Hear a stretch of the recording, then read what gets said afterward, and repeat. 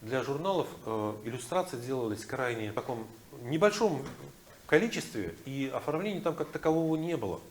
Но тем не менее, это вот всегда напоминает мне историю Уолта Диснея, который в начале своей карьеры тоже пришел в одну из студий и сказал: дайте мне стол, и я просто буду работать у вас пока не за зарплату, а потом, если пойдет, то я как бы начну получать зарплату. У папы была похожая ситуация.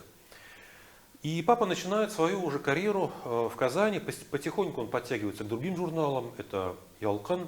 Вся его жизнь была связана с иллюстрациями Ялкын, притом предпоследняя обложка, предпоследняя страница Ялкына традиционно всегда выполнялась папой. Это сказки, сказки народов мира. У них их сотни, и наверняка старшее поколение или среднее поколение, которое выписывало эти журналы, оно имело возможность буквально коллекционировать даже эти сказки.